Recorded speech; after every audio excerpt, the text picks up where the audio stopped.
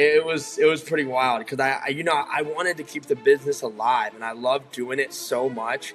You got parents and grandparents and everybody else telling you college is the way, right? And after that 1 year, I just said, no, I'm not doing this anymore. Every kid's dream is to make $1 million, right? So I did the math and I was like, how many hours would I have to work to make $1 million at $8.50 an hour? And I was like, this isn't going to work.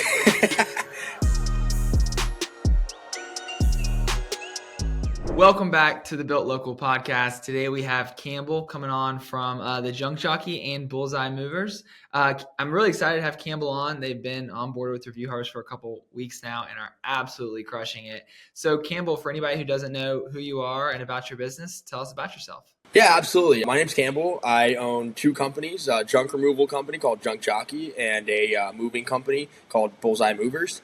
We service, pretty much anywhere in the Atlanta area for junk removal and nationwide in the lower 48 states for moving services, local and long distance. Okay, awesome. And the first question I always ask, how'd you get into junk? How'd you get into moving? What was kind of the origin story here? Yeah, that's a great question. So I was working at a pizza place called Johnny's Pizza at 15, and I was making $8.50 an hour. And, every kid's dream is to make $1 million, right? So I did the math and I was like, how many hours would I have to work to make $1 million at $8.50 an hour? And I was like, this isn't going to work. Oh, absolutely, man. So I got on Nextdoor.com and just posted and said, hey, does anybody have junk they want removed? And surprisingly, a lot of people did. I rented a trailer from my buddy and I had my dad, because I couldn't even drive. I had him drive me to the appointments. Yeah. And that was kind of how it all started. And now we're a 5-truck company and we're doing quite a bit of revenue. So that's incredible. So why junk in the first place? When you made that post, had you seen other junk removal companies? Had you seen a video? What was the reason to do junk? Absolutely. Yeah. So I had seen a lot of people doing junk removal. Just, a lot of teenagers and a couple guys in my neighborhood, my parents' neighborhood. They had some trailers and they were doing it. And, I talked to them, and when they told me what kind of money they were making, I was like, holy crap. I mean, you can really make some good money just picking up Miss Sally's couch and donating it to Goodwill, So yeah. That's awesome. Yeah, no, I dabbled in junk. My dad had a trailer. It was Nextdoor as well. I never, probably a regret of mine in high school, I never stuck to a side hustle. I was just post on Nextdoor, what do you want me to do? And it was just junk, lawn care, just the jobs they don't want to do. One time I was in the intercoastal, or I was in a canal in the bay, clearing out those weeds. And now on TikTok, I see those businesses that clear out the lake weeds and stuff, right? So I was doing a million different things, but junk was one of the best because somebody paid me $400 to pick up a bunch of wood that they had tore down a fence or something. And it took me 20 minutes. And I was like, this was crazy. Dude, I know. Money. I know. It's pretty awesome. Wild. I mean, it's pretty wild what people will pay to have that stuff done. And, it's an expensive industry to be in, though. Insurance wise and all that kind of stuff, it's quite expensive. But when you're first starting out, you just have a trailer and you're not paying for insurance. You're not paying for any of that stuff. So you're making a ton of money. And then you really get into business and you're like, man, where's all my money going? We need to make a lot more money now, Yeah, exactly. We got to make a lot more money because we got, overhead, we got insurance, we got marketing, we got all those fun things to pay for. So yeah, for sure. Okay, so take me back. You're 15. Your dad's driving you to the jobs. You got you rent your buddy's trailer, post it on Nextdoor. Where does it go from there? Is it just snowballing, or is there a slow time, or how it work? Sure. We went through some ups and downs with it. I was debating on whether I wanted to go to college or not, and I ended up going to Auburn, and I did 1 year there. So I was actually. This is still a little crazy, but I would leave Friday night right after my Spanish class at 6 p.m. I would drive back to Atlanta, and then I would wake up the next morning at 5 a.m. I'd go dump the truck or the trailer, and I'd go out and do junk removal all day. And then I'd dump it at the end of the day. I'd go wake up on Sunday, and I'd do junk removal all day. And then I'd wake up on Monday morning at like 4 a.m. and I drive back to Auburn to get to my 8 a.m. classes. Yeah. Yeah, it Yeah. was pretty wild because I wanted to keep the business alive and I love doing it so much, but Yeah. it's you got parents and grandparents and everybody else telling you college is the way, right? Yeah. And after that 1 year, I just said no, I'm not doing this anymore. And COVID was really a big impact on that too because it sent me home, right? And I started doing a lot of junk removal when I got back during COVID, like a ton. Yeah. We'd have people just Yeah. leave it on their porches or on their back, in their garage or something. And our business grew about 300 or 400% during Jeez. COVID. We ended up buying trucks. We got our first dump truck, then our second dump truck, and then we got into home moving probably about 3 or 4 years ago. And that's since become about 65% of our business. It's Wow. home moving. Yeah, we do a Okay. lot of long distance and local moving services. Gotcha. Okay, cool. So like going back to college, you're in Auburn. Obviously, COVID sends you home. If your parents are anything like a lot of my friends' parents are like, we're not paying out of state tuition at all because I'm in the Panhandle, so I have a lot of buddies that went to Auburn. We're not paying out of state tuition, your rent, all this crap for you just to be online school at home. So that probably made the Oh whole yeah, decision of like, hey, I go all in on junk a little bit easier. But your college friends, absolutely. you're probably like looking at your success now and you're like, oh, look how lucky Campbell is. But you went from Friday night at 6 p.m. all the way to Monday morning, 4 a.m. driving back and worked every single weekend. That's the part that people don't see, So good on you for grinding like that. 100%, man. I mean, it was really hard for me to understand that people are never going to see the work that you put in to get where you are today. And honestly, you just have to say, who cares, right? Yeah. I mean, personally, I don't really care what people think. I'm more worried Yeah. about, I have my head down and I'm focused on me and my employees and my people because that's who I care about, right? I want to bring Yeah. them up with me. So I'm Yeah. not really worried about anybody else. I used to be, but Yeah. not anymore. Real quick, if you're a local business owner and you want to start getting customers from Google, you know how important Google reviews are. Every week, I talk to business owners just like you across hundreds of industries who know reviews matter, but never seem to have the time or the system in place to actually get them. That's exactly why I've spent the last 2 years building Review Harvest. We built it with a non-tech savvy business owner in mind so anybody can set it up in minutes and start getting reviews today. It automates the process of getting real reviews from your customers, responding to those reviews, and repurposing them across your website and across your social media platforms. It's a set it and forget it software. You can get it all set up in about 10 minutes and you never have to worry about reviews again. We can integrate into the tools you're already using so you don't have to change a thing. You don't have to train your team on how to request reviews. You don't have to request them manually. You get customers, we get your reviews. It's simple as that. And the first play in our playbook is what we call a review reactivation. You probably have hundreds or thousands of previous customers who loved your service but never left your review. So a lot of times our users can double or even triple their reviews just in the first couple months of working with us when we do that review reactivation. Yeah, for sure. No, that's awesome. Well, so I think a lot of people could probably, a lot of people listening to this could probably relate to the weekend grind or like the after hours grind, because a lot of people listening to this have a full-time job and they're trying to start their home service business or something on the side. And so what was your schedule like Monday through Friday?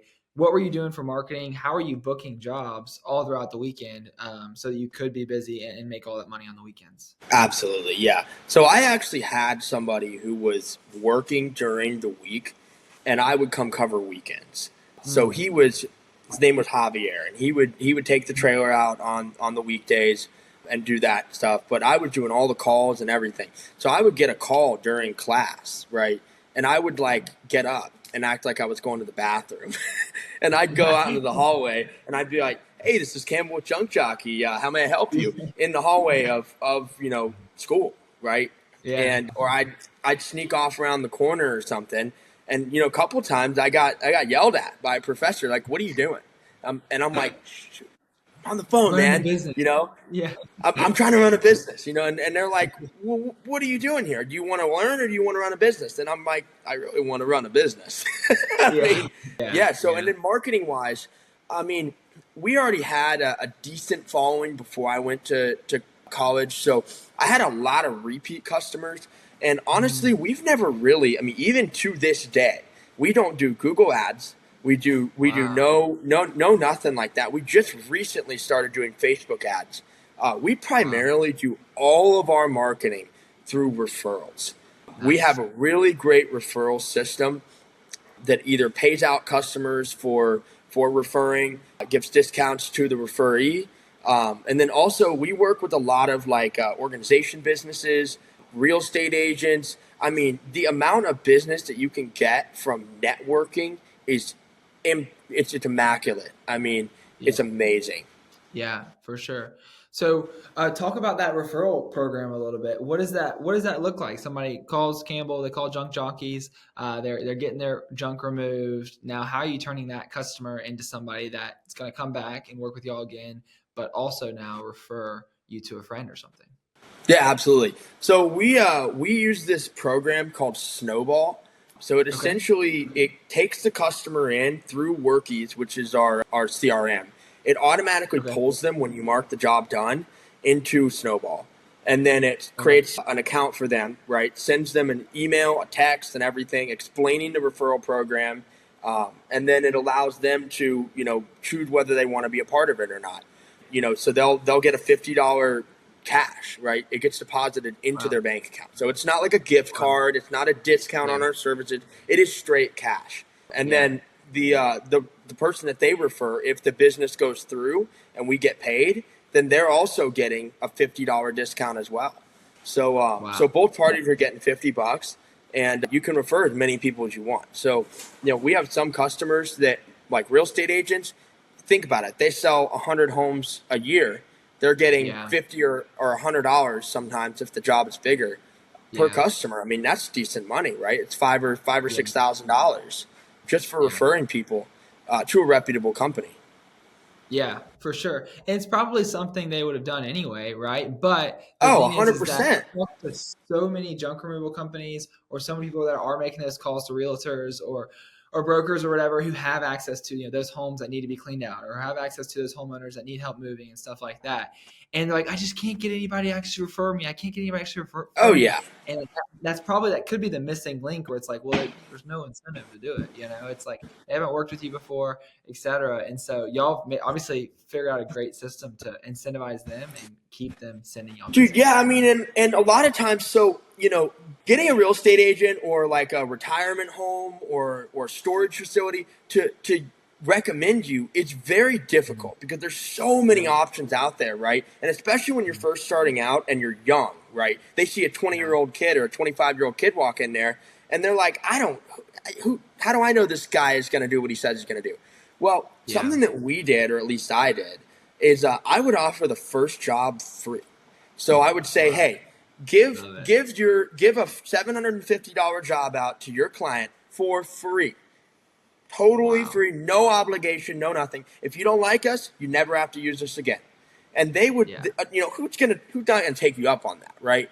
And 100%. so we go do the job for free. We provide perfect service, right? And they're like, wow, these guys not only gave me a free job, they're gonna pay me for referrals, and Mm, they're reliable.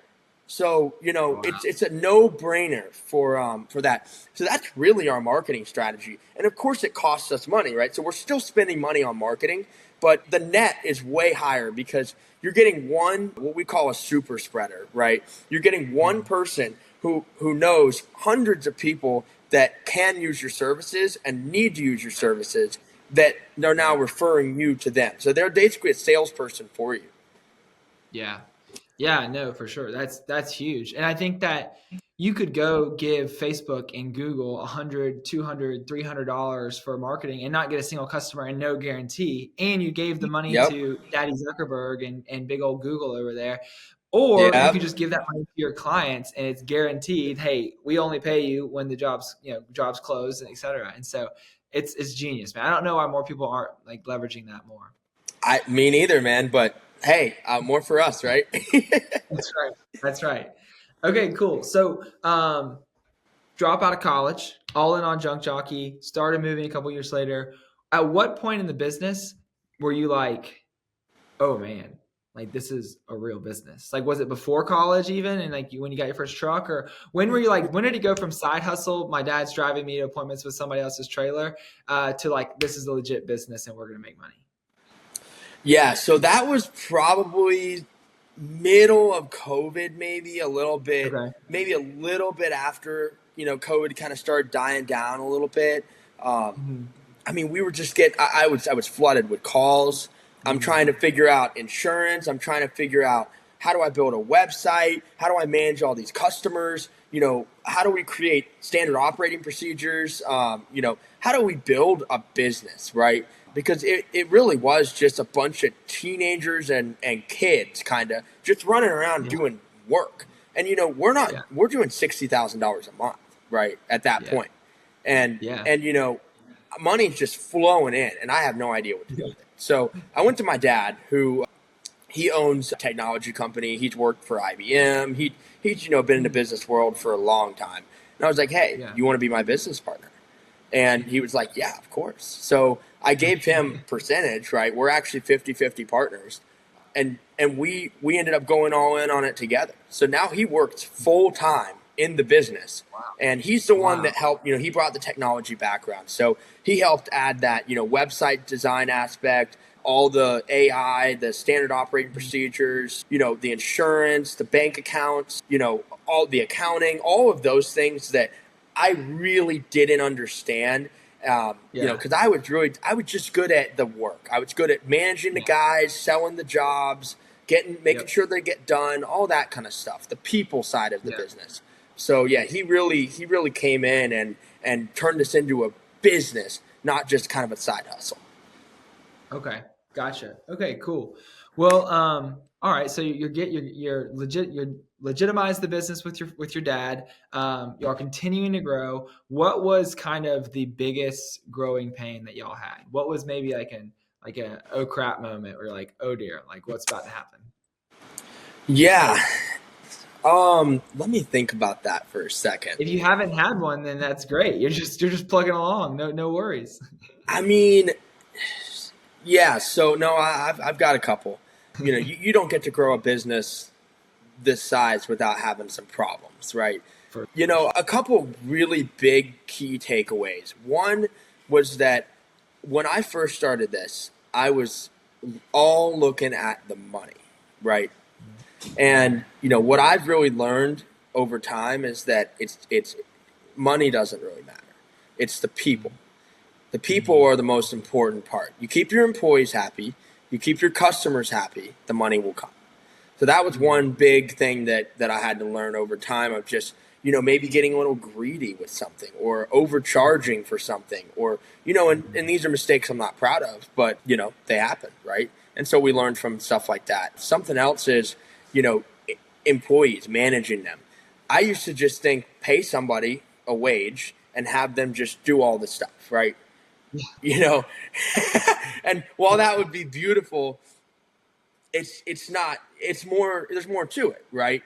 Yeah. So like we had a key manager who had worked with us for 3 years. Just he quit out of nowhere, and I did not see it coming, and it put a lot of strain on the company, because I had to get back in a truck, and not that I wasn't willing to, but it's just I need to be working on the business, not in it. Yeah. And that taught me a couple lessons, that we need to check in with our guys. We need to make sure that, hey, are you happy here? What are your suggestions to make your work life easier? All of those things, because when we started doing that, we saw culture and morale just go through the roof. Yeah. So yeah, just those are a couple things. Yeah, no, for sure. I mean, I think the best entrepreneurs, the best managers are able to meet with people and say, hey, what are your goals, and how can we make your goals fit within this company? And the end of the the big picture there is, you've got to have a vision big enough where people's big 5-10 year lifetime goals can fit within Junk Jockey or fit within Bullseye Movers. 100%. And so that's a huge lesson that I'm trying to learn. I don't think I've learned it, but I'm working on it. But you grow in the junk removal business. Now walk us through the start of Bullseye Moving. I think that we hear a lot of times we talk to home service business owners, probably talk to over 1,000 plus just this year. And a lot of times we see home service businesses who do 100 different things and they're still struggling to even hire their first guy or get out of the truck or whatever, right? And so, but I am very interested in, like, obviously there are points where you're leaving money on the table, right? There are points where, like, it makes a lot of sense. And so how did y'all justify the decision, hey, we're going to go into moving to, and how did y'all structure to make sure you are setting yourselves up for success down the line? That is a great question. I meet with a lot of younger business owners, just trying to help them out on my free time. And the biggest thing, you hit the nail on the head. They want to do everything. You cannot do everything. You have to pick one thing, and you have to get really good at it. And so we did that with junk removal. We got really, really good at it. We created SOPs. We created KPIs. We created, a real business that is replicable every single time. It's, I like to think we're the Chick-fil-A of junk removal. you get the same service, the great same service every single time, right? And one thing we heard from almost all of our customers that were moving was that their moving companies sucked. They would break stuff and wouldn't fix it. They would show up 3 or 4 hours late. They would just flat out cancel on move day, right? And say, sorry, we're not showing up anymore because we got a better job. Who does that, right? Yeah. And so I said, this can't be that hard. And it's really not. So we got into moving, and it just took off because every single mover, I'm not going to say every mover, but most moving companies, they don't do enough. They don't protect everything. They're not upfront about their pricing. They'll tell you it's going to take 3 hours when in reality it's going to take 7, right? And it's an estimate, so you have to pay the balance due at the end, right? So we're a lot more, on our stuff with estimating. We're honest about it. If we break something, we fix it. There's no question about it. I don't care if, even if sometimes the customer, it really might have been broken before, we're still going to fix it. Because at the end of the day, having a happy customer is the most important thing to me than the money, right? I mean, there's been times where we fixed things and for thousands of dollars, and a customer came back 6 months later and was like, "Hey, I know you didn't break that," and they cut us a check back for the $1,000, right? Wow. But it just goes to show how far we'll go to keep a customer happy. And if you're not willing to somebody has a problem, just fix it, because it's going to linger in your mind for eternity, right? You're going to keep thinking, oh, I wonder if Miss Jane is going to write me a bad review, or I wonder if she's telling everybody that we suck, or I wonder if that person's going to call me next week about the thing that you know what I mean? Yeah. Oh, for sure. So it's much, much better to just take care of it, right? And get it over with. Yeah, and it's so funny. Like, you mentioned how, like, so many movers are just this in your area or whatever, were just like not great. And I don't know what it is about moving, but I do see moving as one of those industries. When I hop on a call with somebody, I would say we've onboarded over probably 800 or 900 businesses now, and there's only been like 2 or 3 times where we've like set somebody up and like bad reviews are coming in, and we're like, yeah, like you need to go solve that first. Like, your customers aren't happy. Go solve that first. We're going to cancel your service with us for you because you don't want to hear what they have to say. Go fix that. The couple times that's happened, moving is kind of like the common denominator of a couple, like literally 3 or 4 times we've had to do that. And so I think, what is it about the moving industry that is so hard? I mean, I think it's probably easy to look at the house. Yep, that's going to be $3,000. Move out stuff, great, whatever. First hour's good. First 2 hours good. But then it's like 8 hours later, you're moving into the next house. You're on the second story. This is like the last or second or last trip. And then you drop something. It's like, okay, what do you do now? 8.5 hours in, sweat pouring down your back. You're exhausted. Now what do you do? So I'll answer that in a second, but I'm gonna bring you to a couple things. So there's a few things that are pain points for people. So if you know that there's 3 things that are in life, right, that are super stressful: a divorce, a death, and a move. They're actually the top 3 most stressful things you can go through in life, Yeah. according to a bunch of studies, right?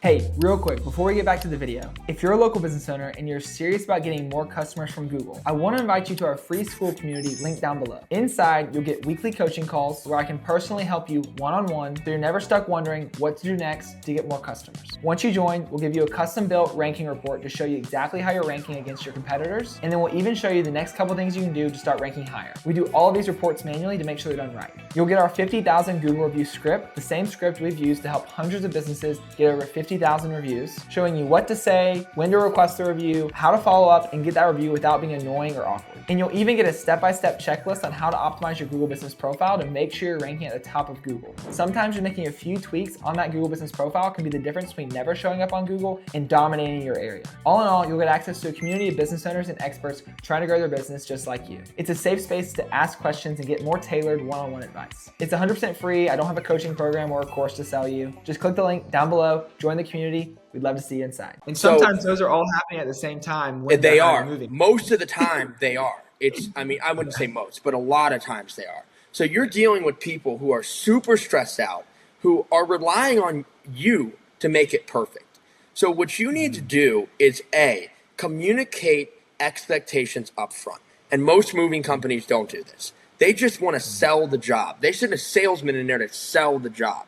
Do not do that. Yeah. You need to be communicating, this is what is going to happen. This is how it's going to happen. And if you don't do these things and those things and those things, it's going to cost you more money. It's not going to get done on time.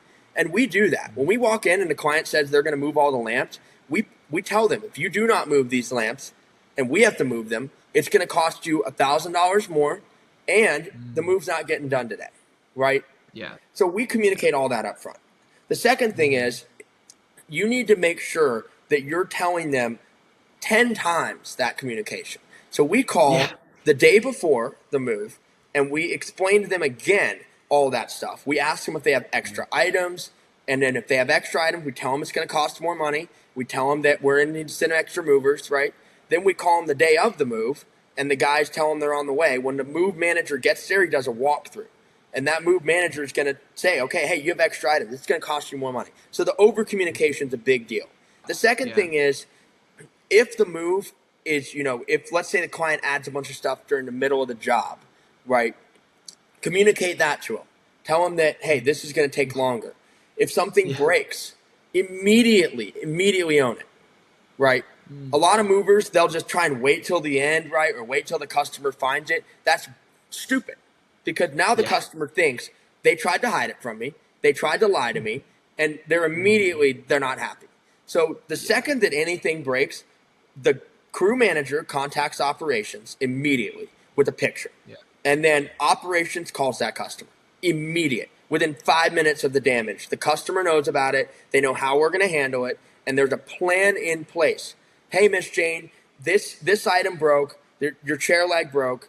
We're going to send it to Zeke, our furniture repair guy. He's going to repair it, and it'll be back to your house in a week and a half. Is that okay with you? Wow. No, it's not okay with me because I have dinner next week with my family. Okay, well then let's go ahead and order you a brand new one, ship it to your house. We'll send somebody out there to put it together for you, and it'll be ready for your dinner. So it's, that's the kind of stuff that we do to ensure that the customer is always happy. Right? Yeah. So just going above and beyond. And other movers, they don't do any of that because they're more worried about their money and their pockets than the happy customer. Wow.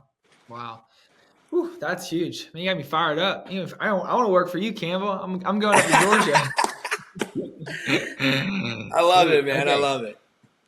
So we'll talk a little bit about big picture. What are your goals for Junk Jockey and Bullseye Movers, and how are y'all planning on growing it? Yeah, so our goal is to be $100 million company. That's what my goal is. I don't want to sell it. I don't want to go private equity. I want to own this business. I want it to be a legacy that hopefully my kids want to take over someday, and hopefully. That'll be painful if they don't, but hey, it's okay, right? And I want to be a $100 million company. And I'm sure once I hit 100 million, then I'll want to be a $1 billion company. but you got to get there first. And, I think timeline on that is probably about 10 years.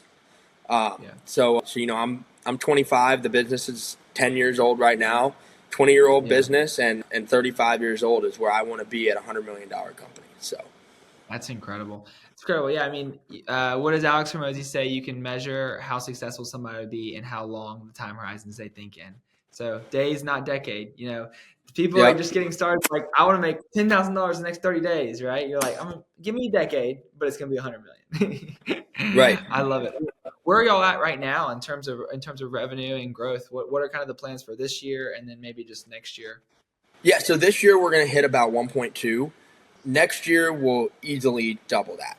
So the goal is to keep doubling the revenue. And I know that's ambitious. A lot of people out there are going to be like, dude, you can't keep doubling. Well, I disagree, because last year we did 370,000, and this year we're doing 1.2 million. So that's a triple in revenue. Yeah. So we're the way that I grow this business is marketing's pretty easy in my opinion. Getting the business, acquiring the business is not the hard part. It's making sure you can fulfill that business at a service level that I described before. Keeping that customer happy and that consistency, that's very, very difficult.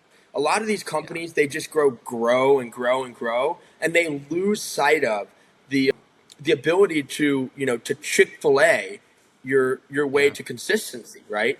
And that's something that we set up all the standard operating procedures. We think about what is it going to take to run a $10 million a year company perfectly, right?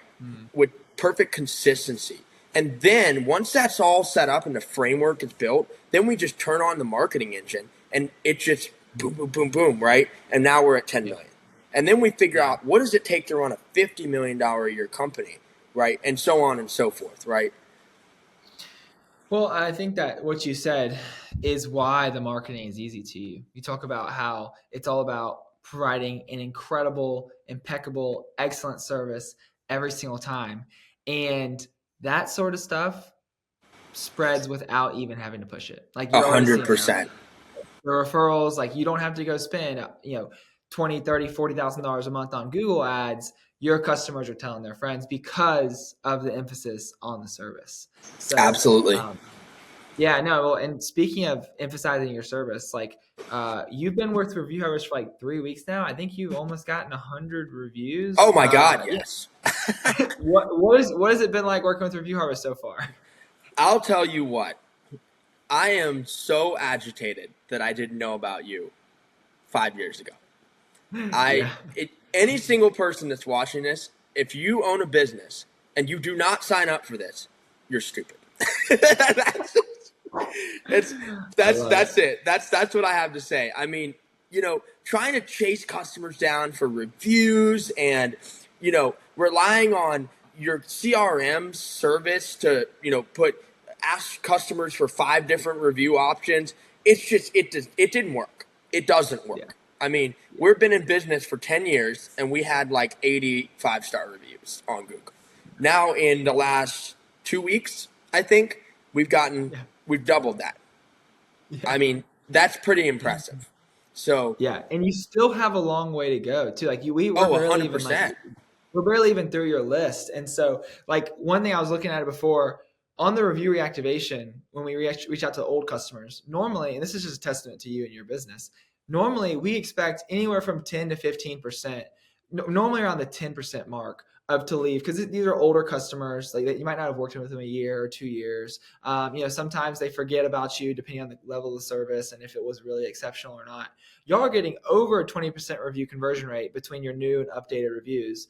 And these are old customers. And so I can't imagine, like, as we start requesting reviews from the new customers, your conversion rate is going to be 50, 60. It's going to be crazy, up in the sky. Mm-hmm. And I'm telling you, dude, that's that level of service. I mean, you leave somebody so happy. They're like, something else we're planning on doing move-in day boxes. So we're going to have a box with the client's name on the top of it that's got move-in day essentials, right? And maybe like a little gift card for $10 to Starbucks. and we're going to leave that on their countertop when we're finished with the move. I mean, it's things like that just make people so, they're like, how in the world can a moving company do this stuff? I mean, that's what I want people to think. I want people to be so surprised by how good we are that they can't ever forget it. Yeah. That's incredible. That's incredible. Well, Campbell, this was awesome. If anybody wants to, is in the Atlanta area, they need moves, they need junk removed, all of their links will be down below in the description. I'll also link the social media as well. So feel free to reach out to Campbell. He says he likes to talk to people in his free time to help them out. So very generous of you. But yeah, thanks for hopping on, and you have a great rest of your day. Yeah, absolutely, man. Appreciate it. Peace.